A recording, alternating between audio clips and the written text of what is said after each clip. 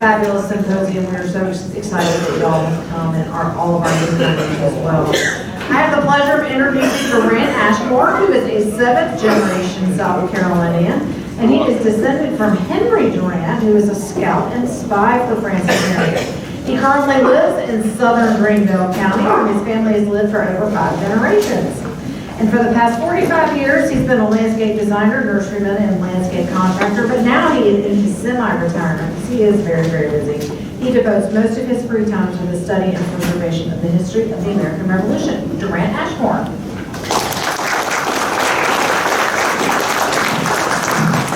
Thank you, Molly, and thank you, everybody. Good to see everybody here. So, what we're going to be talking about this evening is the relationship with Francis Marion and Life Horse Harry Lee. And I have tons of respect for each one of these men.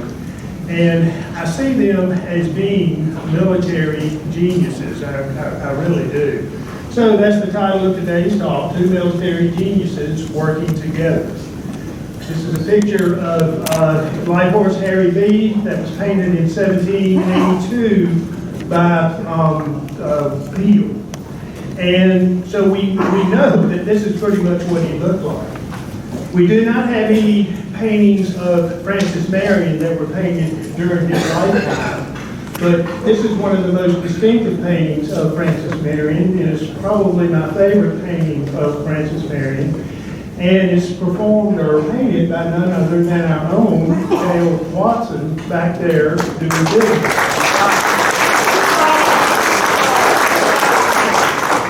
He doesn't even know he's being talked about right now. But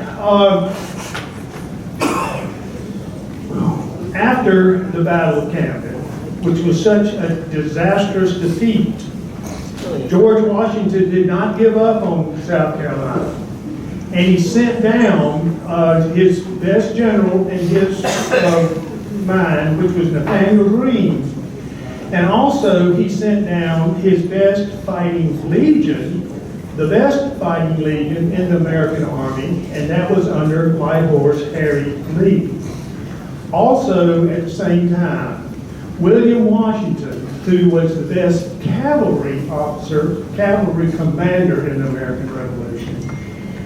He had terrible defeats at Monk's Corner and at Lanús Ferry, and had to go up to Halifax, North Carolina for 4 months to reestablish his cavalry command. And he had come back and he joined with Nathaniel Greene.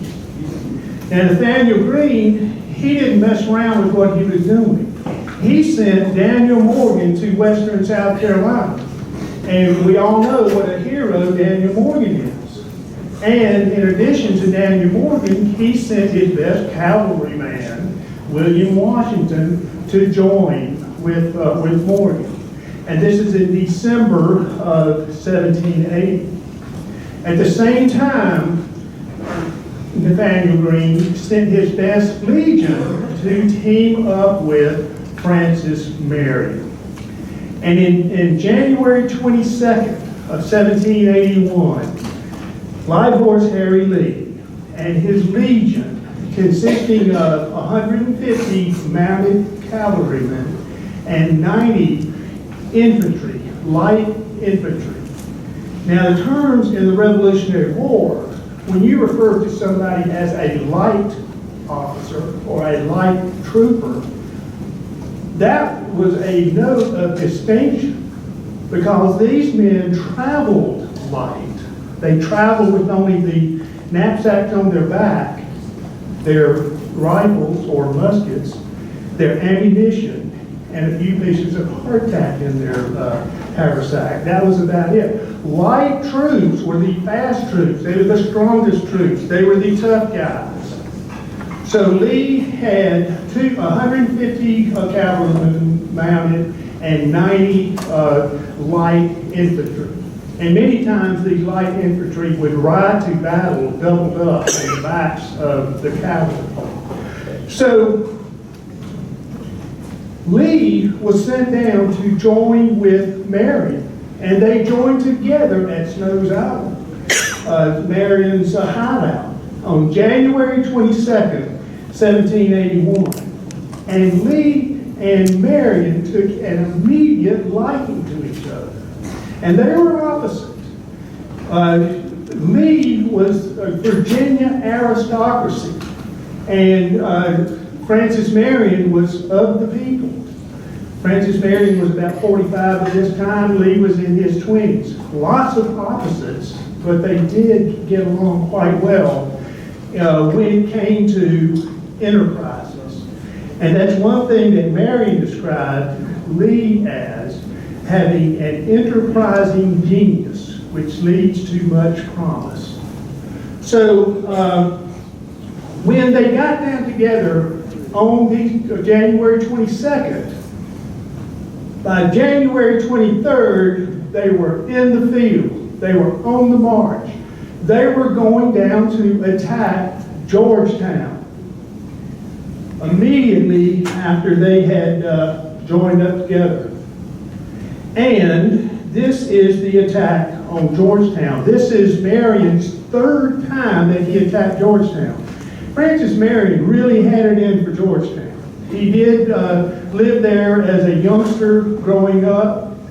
He attacked Georgetown a total of 4 times during the Revolutionary War. Francis Marion was not at Kings Mountain. Francis Marion was not at Cowpens. Why is that? He was attacking Georgetown. And while he was attacking Georgetown, all of those British officers, provincials, loyalist militia, they were down in Georgetown too, or Georgetown area, not able to come to the assistance of Patrick Ferguson or Bannister Carlson. So while this may be seen as just, backwoods or just a smaller, parley or battle, it had an important effect. And so the plan was that Lee's infantry would sail down the Petey River in flatboats from Snows Island. The Petey River borders Snows Island. So here we have the flatboats coming down with the 90 of infantry, and they come and they land on the shore close to Mitchell's Landing. They rode the tide down. They knew exactly when the high tide was coming in, when the ebb tide was flowing down into Georgetown, and they could make maximal progress that way.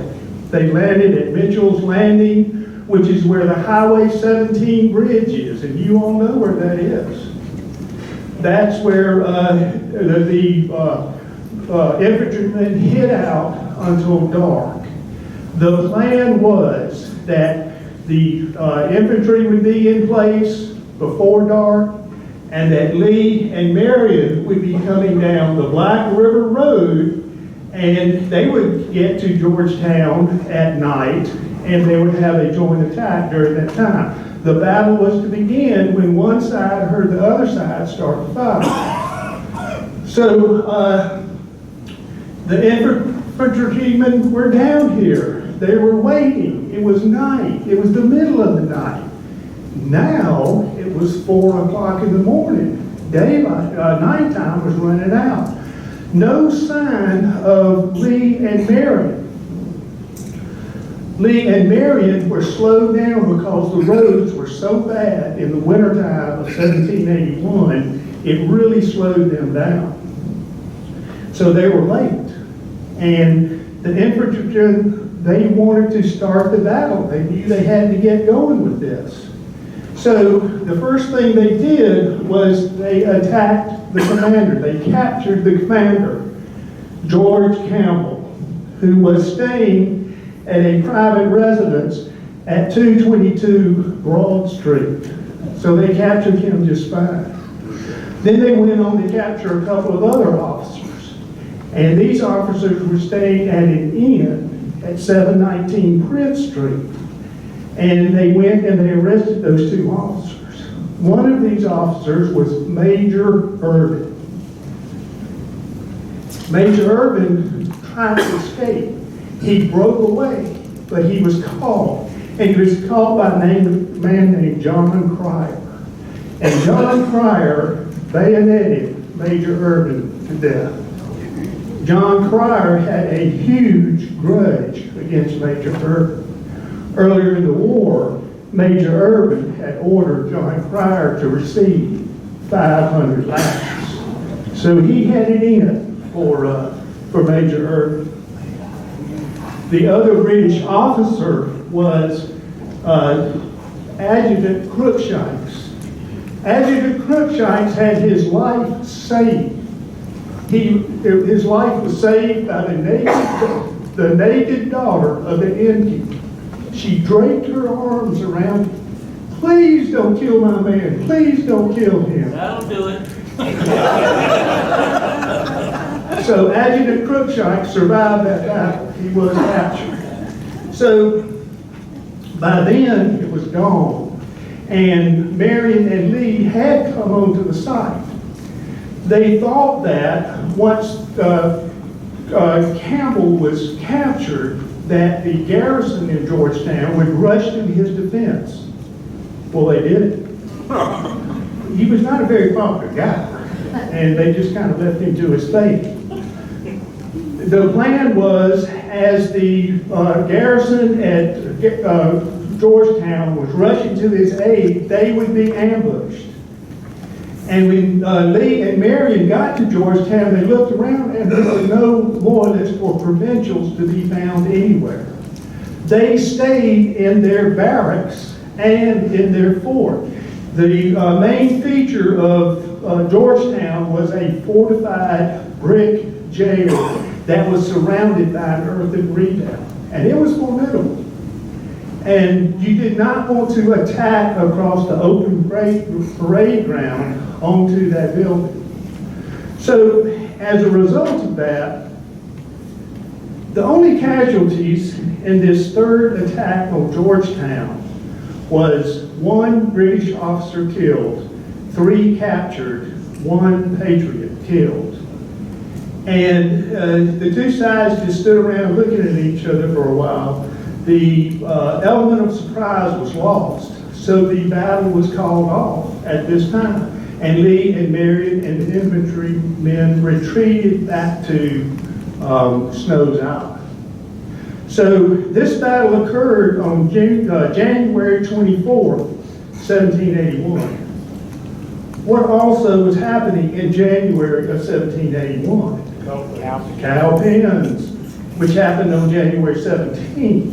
So on the 27th, Lee received orders from Greene saying, hey, we want a big battle at Cowpens, but now we've got to go re-establish our supplies. And they went up to Virginia on the race to the Dan, and Light Horse Harry Lee joined Greene on that escapade, which was quite an escapade. So for 4 months, Lee and Marion did not work together. This is while the race to the Dan, Guilford Courthouse was going on, and Cornwallis starts to retreat towards Wilmington. And Light Horse Harry Lee is following, shadowing Cornwallis as he goes. And when it is quite obvious that Cornwallis is going to Wilmington, at that point, Light Horse Harry Lee breaks off and comes back down and joins with Marion. And during this time, this is when Greene attacks Rawdon at Poplar Hill. Lee wasn't with that battle. Lee had orders, along with Marion, to begin what was referred to as the War of Posts. They wanted to take out these different posts and communication centers that the British had. So the first post that Lee and Greene had their sights on was Fort Watson. Now, this is a picture of the flatboats. This is like what the infantry took down to Georgetown on the PD. This is a painting by William Randy, about 1850, of Marion crossing the PD. This is not the infantrymen going down, but this is an example of what you would have seen. So when it comes to the War of Posts, the first post that Lee and Marion attacked was at Fort Watson. Fort Watson's on the Santee River. It guarded the crossing at Nelson's Ferry. It's very important. Fort Watson was an abandoned Native American Indian mound. And when John Watson started to fortify this post, he lopped off the top of the mound. It was truncated, and now it's a mound about 30 feet high that is very formidable. It was palisaded. It had abattis all the way around it. Sumter had attacked this fort in a few months earlier, and it was a disaster for him. He lost 18 men killed. So now Lee and Marion are here, and they besieged the fort. There were some issues over water supply, that sort of thing. Rowden, there were word that he was going to come to the assistance at Fort Watson. However, Rowden had his own issues because Greene was about to attack him at Hobkirk Hill. So, how do you break this fort? The idea was presented by Hezekiah Mayo that a tower should be built. And this is where the Mayo Tower was built. Sharpshooters got up into the top of that tower. They could shoot over the palisades. They could control the British fort there. And the defenders had no option other than to capitulate. And that's what they did. So that was a successful siege. Marion and Lee got along quite well together. The hero of that particular siege was Hezekiah Mayo with the tower that he built. So next on the list was Fort Mott. And Lee and Marion again are cooperating here. So Fort Mott was another tough fortification.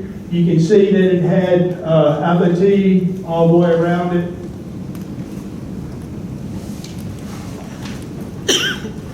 That's what this represents. There was a parapet all the way around the fort as well. The parapet was only about 10 or 15 feet away from the three-story house that belonged to Rebecca Mott. Formidable defenses. Lee and Marion set up on a hill 100 yards, 100 feet away, something like that, an elevated spot over here, and they begin European-style siege tactics coming towards Fort Mott. And they start coming this way. You know, that's slow work. This was a siege from May the 7th. It lasted for about six or 8 days. And as they were besieging with this slow work, they could see in the distance, because there's a beautiful view from Fort Mott, and you can see miles in the distance. And the defenders at the attackers at Fort Mott could see Rowden's campfires in the distance. So they thought that he was coming to relieve Fort Mott, and he may have been. Well, running out of options, they asked Mrs. Mott if they could set her house on fire. And she said yes. There's several stories about how this happened. Flaming arrows that she provided, ramrods with fire arrows on them, brimstone thrown onto the shingles. But in any case, the house caught on fire. Now here you can see Mort Kunstler's picture of the siege works that were going on here, going to approach Fort Mott.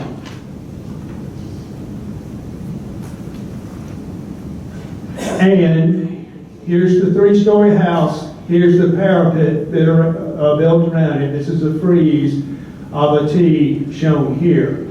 They set the roof on fire, and the British soldiers went up to put the roof out because, you know, if this house had burned down, there was no escape for the British inside. The parapet is so close to the house, it would have burned the defenders alive. So when the defender of the fort realized that the roof was on fire and he sent his men up to put the fire out, Light Horse Harry Lee with his cannon starts shooting grape shot onto the roof, and you can't defend against that. So the white flag was presented, and at this time the Loyalists and the Patriots together put the fire out, and they saved Miss Mott's house. And as a result of that, Miss Mott later that evening had a grand dinner for the officers with with both sides. And so this was, you know, quite a convivial situation. Everybody was getting along fine. Francis Marion was inside. Henry Lee was inside. The British officers were in Miss Mott's. This was maybe been an overseer's house, something like that. When one of Marion's men comes into the dinner and whispers in his ear, he says, "Hey, by the way, Light Horse Harry Lee and his men are hanging people right here." And Francis Marion jumped up immediately. He did not want men hung under his command, and he was the senior leader. There's no doubt about it. He and White Horse Harry Lee worked that out beforehand. So Francis Marion went out to this spot here, and two dead men on the ground, and another man hanging from his robe, hanging by the neck, and he immediately had that man cut down, and he saved his life. So I did want to point this out as being some friction between Marion and Lee in a situation like this. So it wasn't all, you know, just sweet and roses as a result of their relationship.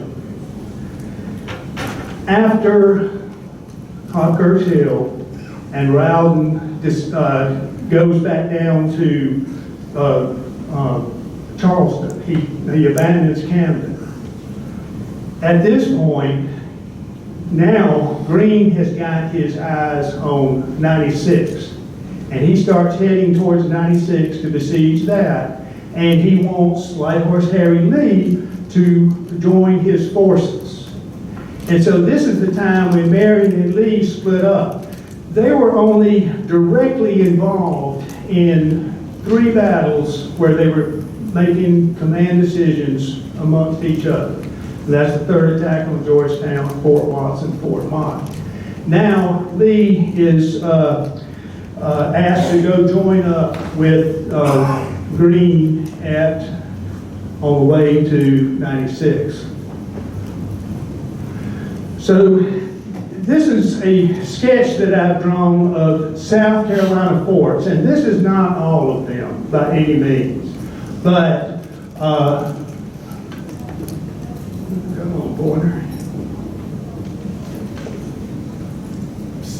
With Fort Watson here, Fort Mott here, and Lee now has orders to join up with Andrew Pickens in Augusta. And on his way to Augusta, he goes by way of Fort Gallatin. This starts a series of fort busting adventures that Light Horse Harry Lee had. Light Horse Harry Lee was a fort-busting son of a bitch. He took 7 forts in 7 weeks, counting Fort Watson, counting Fort Mott. Now, at Galpin, he's with Elijah Clark. And Elijah Clark and his men race up to the entrance of Fort Galpin, make a show, make a feint, and then skedaddle as fast as they can. And the defenders of Fort Galpin see that, and they're like, oh, we got to go get those guys. And they chase after them, leaving the gates of Fort Galpin open. And now here comes Harry Lee just right on the inside. So that was the 3rd fort. Now, Lee has joined up with Andrew Pickens, and they're investing Augusta. And there's 2 forts at Augusta, Fort Grierson and Fort Cornwallis. They attacked Fort Grierson first. Fort Grierson had a fall. It overlooked the Savannah River, but there was a ravine that came right up close to that fort. And so the Patriots, they went up the ravine, they attacked Fort Grierson, they took Fort Grierson, they captured Grierson, who was the commander there. The other fort at Augusta was Fort Cornwallis. And this was defended by, I believe Thomas Brown was there. He was. Thomas Brown was at Fort Cornwallis. Again, they adopted the Marion Tower technique. And they built a Marion Tower that overlooked Fort Cornwallis.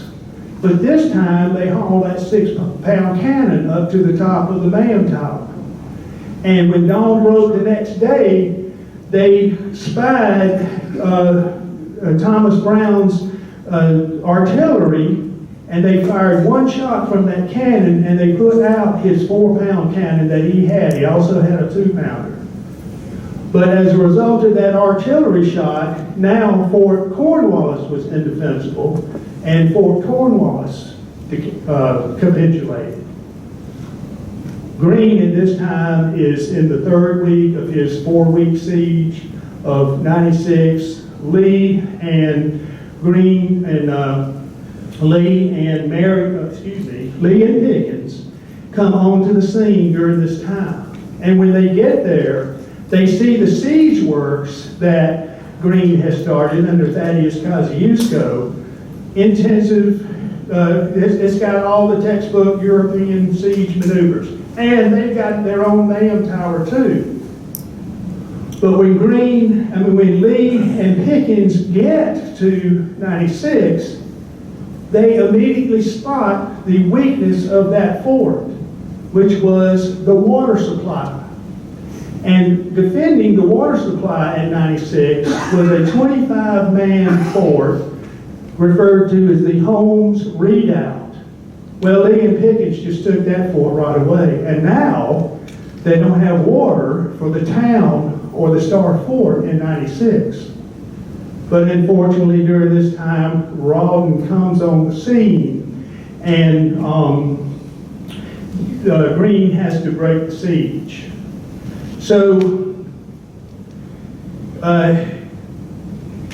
Rawdon spends a month in 96 gathering up all the loyalists in the area, and then they have a grand caravan, a grand march down into Charleston, where those backcountry loyalists remain as refugees for the next 18 months.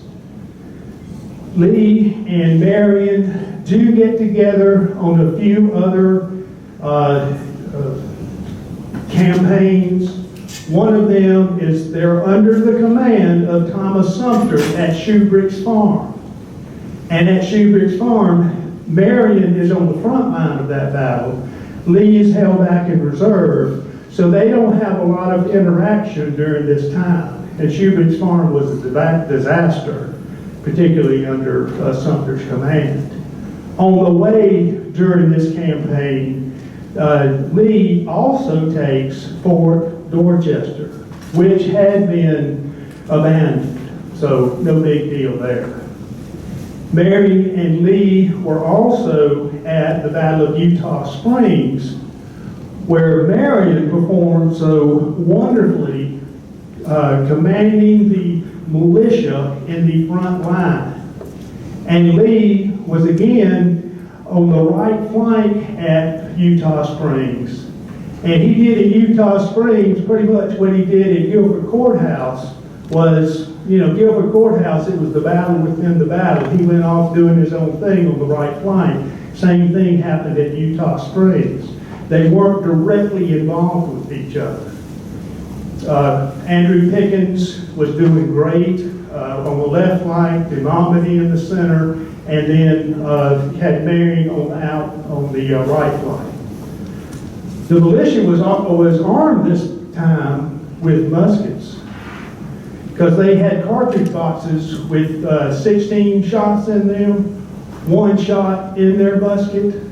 They were firing till they used all their ammunition. It was a shootout, big time, with these militiamen going against regulars and provincials of the British Army. Some of the best soldiers that the British had. And Marion and his infantrymen were standing toe-to-toe with them. Demomedy and the North Carolinians broke. The 1st Maryland came in, filled the gap. They overran the British camp. They got in the room, and they snatched defeat from the jaws of victory. So that's what happened there. But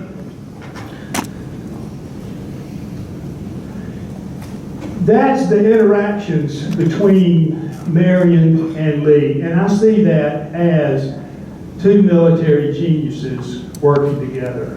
And interesting dynamics going on there. Does anybody have any questions?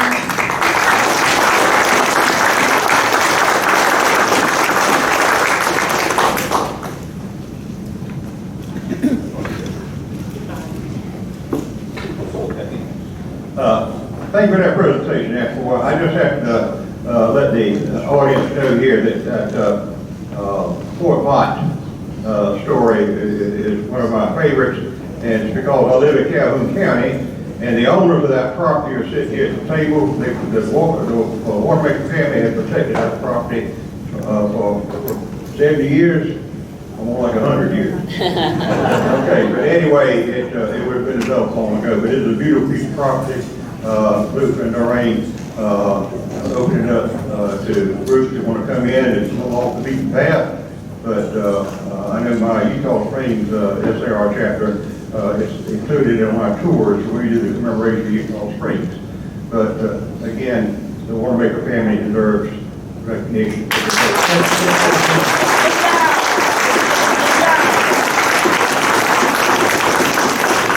We certainly appreciate the care y'all have given to that site and the protection as well. And to Steve Smith, who did most of the archaeology. Yes. And Peggy. Go ahead. We owe a great deal. Everything to Steve Smith, right? Yeah, we owe everything to Steve Smith. When we started trying to figure out what really happened in Fort Mott, there were a lot of questions, and Steve came and did an incredible job. I call it a master job for sure, masterpiece. So if anybody is interested in seeing this battle site, I love to talk on the phone. I have some trouble with my eyesight, but my telephone number is 707-1111. And I love to talk. I have Bluetooth in my ears, and I enjoy both area codes are great. But do call, and you're welcome to call, and we'll arrange a time when you can see it. If you do it at a normal time, when we have, we're going to have on May sometime close to May 12th, if not on May 12th, such as Founding Mother's Day, and in 2026. But do come. One last thing, Christmas is coming, and I can advise you if you have young people or older people, maybe not my age, but older, Yeah, fine. There are 3 books, 4 books over on those tables over there. 5, you've got some young men on your list.